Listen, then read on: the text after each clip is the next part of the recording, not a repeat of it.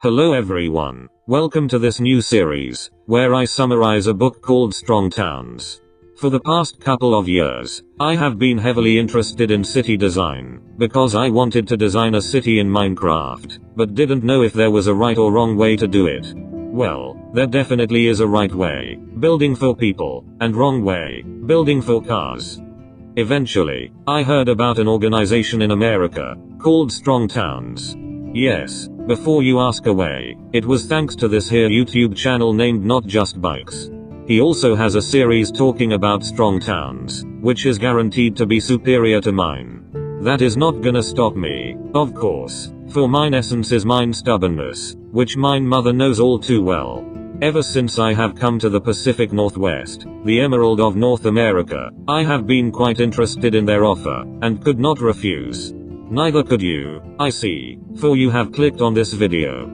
Strong Towns is a non-profit that is, in their words, working to make North American cities, quote, safe, livable, and financially resilient.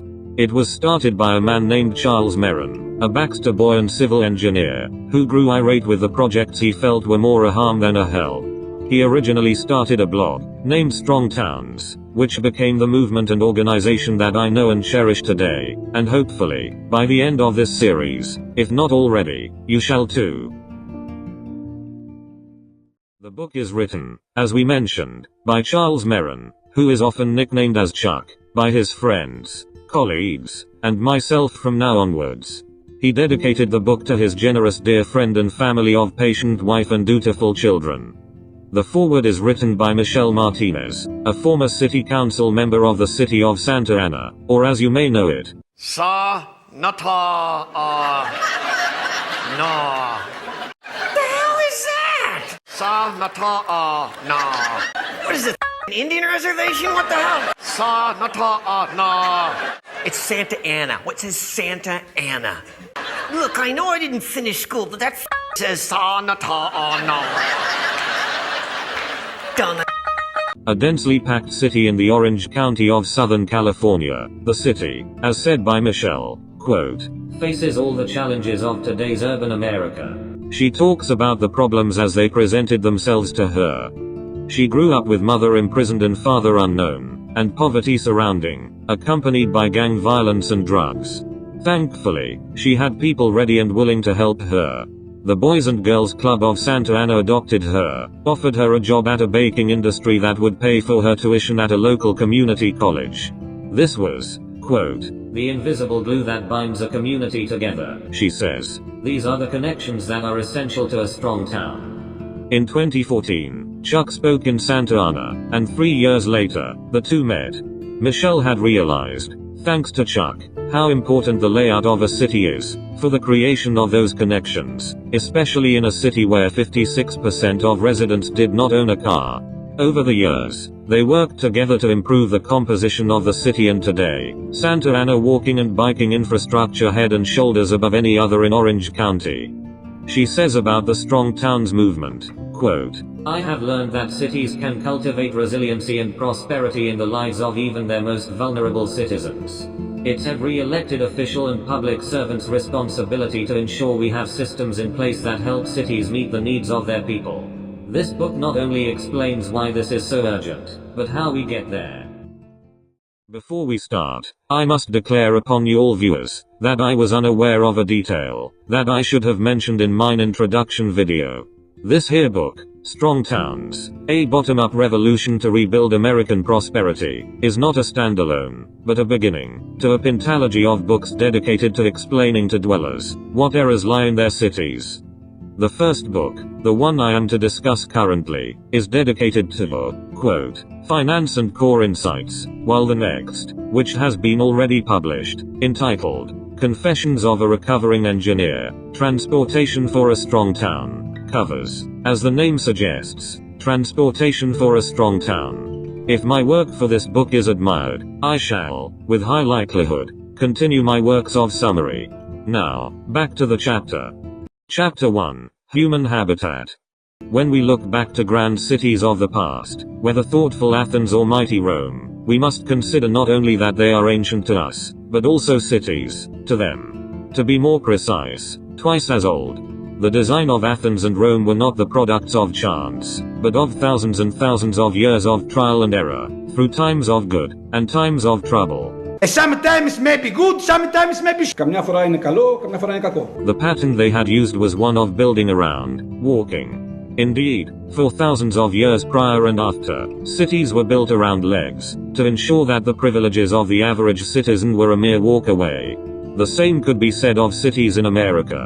They had been built, with all this in mind, to create opportunities for the average man. To take it a step further, they had been built where they were, thanks to the train. In the 1800s, a railroad company would buy up all the land west of wherever they were, build a railroad and a bunch of stations, and then sell the land near those stations made valuable by the rail line to recoup their investment. Nearly every town, city, and village in the United States and Canada had a train station and was connected by rail, with very few exceptions. Alas, we can only look back at that time with dread at the horror that was a walkable city. What choice have we? The sole alternative is to acknowledge that our automobile-orbited infrastructure is not a sign of progress, but of a design that has never been through millennia of trial and error, like its predecessor has been. If we acknowledge that, we must also, in addition, acknowledge that it is not yet too late. A day may come when the courage of men fails, when we forsake our friends and break all bonds of fellowship. But it is not this day. An hour of woe and shattered shields when the age of men comes crashing down. But it is not this day. By all that you hold dear on this good earth, this day we fight. Quote, there is no going back, but there is useful wisdom we can gain from an understanding of the past. No matter how much I love the topic of urban planning, there is a reality that I must face when discussing said topic. Our systems may not be perfect, but they may be what philosopher Nassim Taleb described as anti-fragile. To be anti-fragile means to be strengthened by your stressors, up until a certain limit, whereas to be fragile is to be degraded at every stressful opportunity. Why can we not, though, build a perfect system? It is due to the plethora of balancing acts that our cities must practice. How do we suit our environment to our everyday needs, such as the following, that are mentioned in the book? What we must understand is that our city design used to be the result of thousands of years of wisdom in learning from these balancing acts. They did not give us perfection, but they did give unto us stability, harmonizing our diversity of needs. Our systems evolved like how Hemingway described bankruptcy, gradually, then all at once. Any disaster forced us to adapt or to fail, but always to learn and pass on the experience, such as not putting our villages too far or too close to a river. Hello, how are you? I am under the water. Please help me. Here too much raining. The end result was an unpredictable system that we both grew and grew into. Quote, our habitat was optimized to us, and we to our habitat. The two co-evolved. Grasping that fact opened me to a world of spooky wisdom. Back when I was younger, I started watching content of those who would one day become my favorite YouTubers. At first, I was one of the newbies who had a lot to catch up on, but soon, as their channel survived through the ages of Vine, Beef, boxing, TikTok, pandemic and more, I found myself being automatically a veteran. Looking back, now I am one of ye old viewers. Suppose you noble viewer had a connection to this veteranship. You would automatically want any new YouTuber you come across, such as myself, to succeed, to live through the ages, even if you do not care for me personally. This was what came to mind of aged Chuck, when he recounted an adventure in his youthful days. Back then, he was not yet recruited to the army of walkable, livable cities. He once was an orthodox civil engineer like the rest, until he took a Pompeii to the experience. He took note of a shop that was akin to a fast food shop of its time, but it was much different than those he grew up around. This one, on the edge of town, was rather small, only 2 rooms. One at the back for living, which only opened at the front, and one at the front, where food would be served, kept warm by a countertop. Originally, as a juvenile, his reaction to what he had seen was more akin to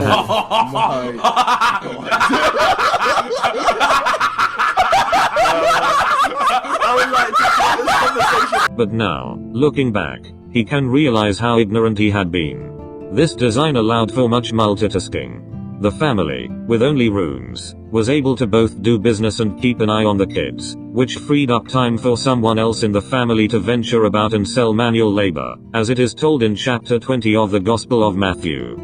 Since the property was on the edge of the town, it was likely bought for very low price, but with the town succeeding and expanding, they would find themselves closer to the center, now with a very strategic investment. This pattern allowed for competition and created a degree of harmony at the same time. Perhaps not perfectly, but it did harmonize different priorities well. There was also quite a connection between neighbors, as the little shop was not alone, but in a row, connected wall by wall, with their neighbors. This gave them the advantage of sharing costs, but also safety. Now the sole entrance at the front made more sense in the mind of hindsighting Chuck, for this would hinder the plans of the nefarious. Next thing to consider was the street itself, which was not only a place of mobility, but of social life. Gathering was much easier, as was a shared responsibility of, say, parenting. As this design was also very simple, the two-room box could easily be converted into whatever the street needed, merge with its fellow box, or split apart just as easily. It is precisely because of its flexibility that this row design had survived the test of time. It is what we could describe as anti-fragile. Quote, "What is important is that the strategies emerging in such systems are anti-fragile. They limit the risk of catastrophe while maintaining the capacity for improvement, particularly during stress events." Be truthful to yourself. You know that you have done this many a times in your life, as I have in mine. This here is not an accident, but part of our nature to gravitate towards the edges, a trait that we share with our fellow mammals. The design of the Pompeii Street, as eventually realized by exploring Chuck, was a complement to our instinct, known as thigmotaxis. Shop after shop, in a line along the edge, with the center narrow enough so as to have this edge created, but also wide enough so as to not summon our inner Aphrodite. Yet, thigmotaxis is one of two psychological phenomena explored by this here chapter. The other being pareidolia, summarized by the phrase, "Man is man's greatest joy." Ha! Gay! The little shop in Pompeii, now given immortality through writing Chuck, managed to give the most facial, out of the available resources. It was near symmetrical, with a dimension of being wider than taller. Not only on its own, but next to the other buildings, as if they were performing a choir, formed, with help from the pavement, a frame, for when the street would end. This frame would bring out the true excellence of whatever was within it, whether temple or park, whether fountain or dark. All of this together shows what this truly was, not only a shop, nor simply a street, but a mirror. A wise mirror, that reflected not our bodies, but our minds, in a way that we have failed to comprehend, while we still had them. Quote, "We are compelled today to acknowledge that the wisdom contained in the cities our ancestors built, in the patterns and approaches they developed over thousands of years, exceeds our capacity to fully understand. There are deeper truths there than we will ever know, spooky wisdom that has co-evolved along with humanity itself, to serve our needs, known and unknown, in ways we have been far too eager to casually dismiss." Picture myself, here aged 14, about to go for another day at school, with no knowledge of either editing, nor that I was destined to one day summarize the revolutionary book of Strong Towns. For that, over the next few years, I was to learn the complex mechanics of editing. Suppose for a moment, that I had only learned the complicated parts of editing, exactly as they were, for the videos I had made before. I would be stumped completely, when encountering a video that required edits of a different breed, or any time I had a new idea, that I had not had before, or any time the interface had changed. This would be the deserved result, of bringing a complicated, to a complex fight, as was fresh in the mind of here learned Chuck. In his recollection of the education he had received for engineering and planning, he was only required to view cities as complicated problems, a collection of its collective parts, rather than their true form, of being a complex human answer to a complex environment. What exactly is the difference between the two? A complicated system, like a watch, has many moving parts, but has no ability to adapt. It is incapable of evolving. From the moment it is born, it is only destined to become weaker, not stronger, as it can only respond to any question with a single answer. Cities are not to be this way, as they are meant to be complex. They are to change with the environment, to always be stronger than they were before, to be anti-fragile. Yet why have our cities, then, been deafened to the voice of the surroundings? How have they been reduced to being merely complicated? The answer might be abundance. The presence of abundance gives a system the ability, in Neil Johnson's words, to act, quote, cleverly or stupidly, and yet end up with an embarrassment of riches. Though this ability brings with it a curse, as if one ends with abundance either way, one will choose what is easier, to keep the parts moving, with no adaptation, to become complicated at best, and simple at worst. Upon the Second World War, America had finance beyond count, and cities could spend as they pleased. They lost the ability to evolve as needed. Soon they would find out that abundance is temporary, while time is infinite. Quote, through our success, however, we have collectively developed a low tolerance for uncomfortable feedback and a reduction in our ability to adapt to stress. We're more comfortable behaving as if our cities are merely complicated. Increasingly, they are not. In the years following the time when the alleged chokeslam inventor led the nation to victory, here see a picture of infant Brainerd. My name. It has nerd in it.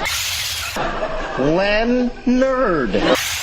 I lost my virginity to my cousin. In the state of Minnesota. Now see here a picture of adolescent Brainerd, 36 years after. She had grown, as had many of her kind, with increments, with steps in the dark, metaphorically. Why steps? Suppose you found yourself in a dark room. You may take steps to learn more your surroundings. Had there been a wall in your stead, you lose little, but gain knowledge. Had there been nothing, you gain knowledge still.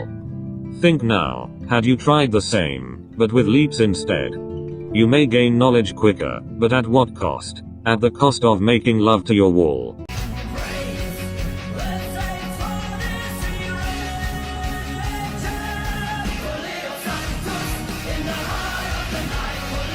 Such a technique cannot be easily and swiftly repeated. Complex systems, such as an ecosystem, a creature, or in fact, a city, grow incrementally, with each part taking its own steps in the dark.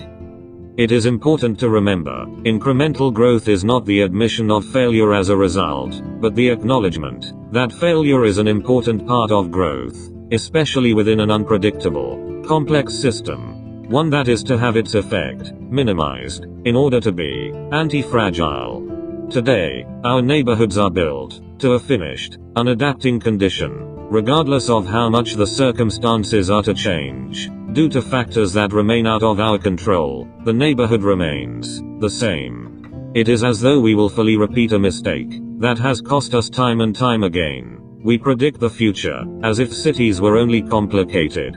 Quote, that is the difference between experiencing the city as merely complicated instead of complex. It's also the reason why many modern Americans insist it is possible to predict the future, even though humans have proven over and over that, with complicated systems, it is not. When today, a neighborhood is built, perfection is achieved, but for only the slightest of moments. Any environment, whether natural or built, is only as perfect as it corresponds to the needs of the dwellers. Yet we must acknowledge that as needs change, the only true perfection is not in a complete design, but a changing design. This neighborhood is not that. It is a design set to be fragile, as it has only two options from here on: stagnation or decline. Stagnation is the optimal scenario, yet certainly the unexpected one. More inevitable is decline, not only gradually, but due to all having been constructed at once. All are said to go down together. As this happens, it is evident that the affluent will move out, and the desperate will remain or move in. This design, however, leaves them with a burden. Compare this to how many cities began, with perhaps the simplest of buildings, an imperfect home, but one capable of evolving. get you a little tiny toilet for a little tiny baby to... Curse you, tiny... If there comes need for additional space, a first floor may be added. For additional income, a petite store at the bottom. Such design is not a burden, but on the contrary, a beginning. Today, this simple building is criminal, and commercial essence, heretical. The neighborhood itself, the sacrificial lamb. Quote, It's like treading water, a binary set of outcomes, stagnation, or decline, and there is no easy path back once the cycle of decline is established.